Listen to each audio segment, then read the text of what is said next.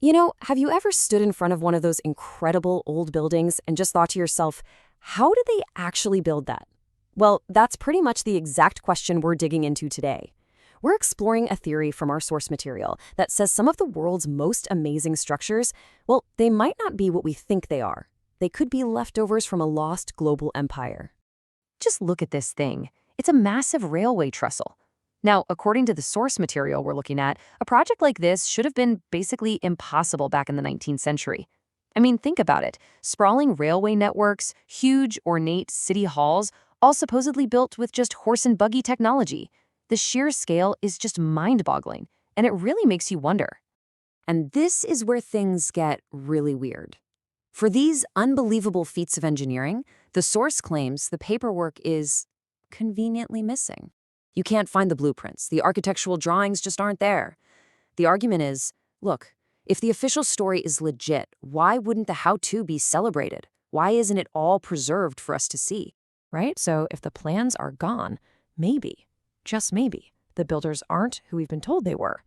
And this is the jumping off point where our source material introduces this really fascinating alternative story, the tale of a forgotten world power. So let's talk about the world of Tartaria. The theory we're unpacking here says this was a single, super advanced civilization that covered the entire globe. Just try to imagine that for a second. Not a bunch of separate empires doing their own thing, but one unified culture with one single spectacular architectural style. And this is what that style supposedly looked like. The source points out all these common features in grand buildings all over the planet. These huge arches, soaring towers, and massive domes. But here's the real twist. The theory claims these weren't just for looks. Nope. They were designed for a very specific job, to pull free, wireless energy right out of the atmosphere.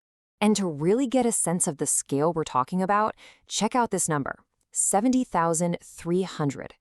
According to the source, that's how many miles of new railway lines were opened in the United States in just one decade, from 1880 to 1890. I mean, that's an almost unbelievable amount of construction. And this map just drives that point home. This thick web of steel crisscrossing an entire continent in only a few decades. It's presented as a huge red flag. How on earth did they do that so fast? Well, the source suggests a pretty startling answer. Maybe they didn't build it from scratch. Maybe they inherited it. So, if these grand structures weren't just banks or train stations or cathedrals, then what were they? Well, this theory puts forward a pretty radical idea. They were actually sophisticated machines. Which brings us to a key piece of evidence cited in the text, the star fort. You can find these incredibly intricate star-shaped structures all over the world, from the base of the Statue of Liberty to super remote islands. And the really fascinating thing is how similar they all are in their design, no matter where you find them.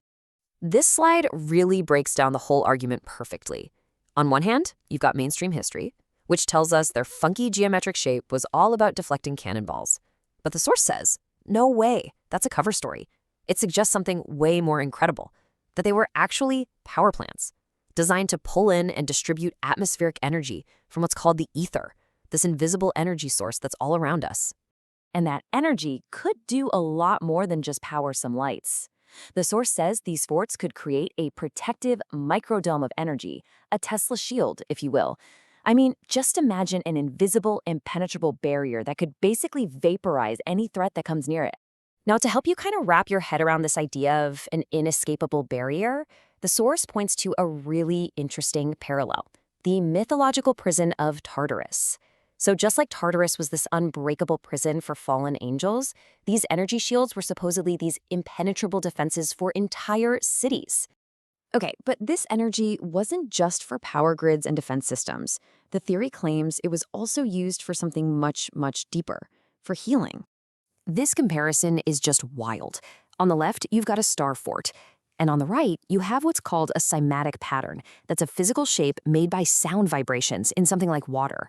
The source draws a direct line between these two, suggesting the forts were built with this sacred geometry to resonate with specific harmonious frequencies. And this idea also extends to cathedrals and churches. The text argues they weren't originally built for worship at all, but as giant healing instruments. Can you imagine? The massive pipe organs weren't for music, but to generate powerful sound waves that could literally harmonize and heal an entire population. The theory even gets into specific frequencies, like the ones from the ancient solfeggio scale. It calls out 528 hertz, a frequency that's claimed to have incredible healing powers, even suggesting it could, and I'm quoting here, repair DNA. For people who believe this theory, this is proof of a lost advanced science of sound and vibration. So this all leads to the one big, unavoidable question, right? If there was this global civilization with free energy and sound healing, where did it go? Well, the source gives a pretty dramatic answer. It was systematically erased. According to the text, it wasn't just destroyed, it was repurposed.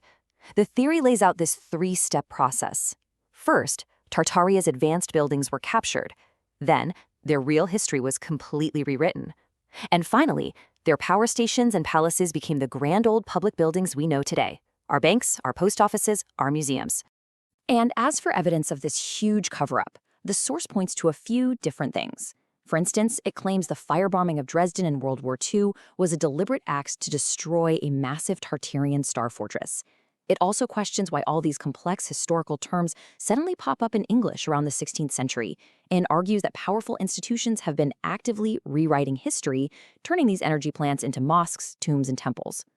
And so, that leaves us with this one fascinating question. We've just walked through the source's claims about a lost history, impossible engineering, and a world powered by sound and energy. This theory really asks us to rethink everything we thought we knew about our past. And it leaves us with one final, really provocative thought. What if the greatest monuments we look at today aren't just relics of history, but signposts to a future we've all forgotten?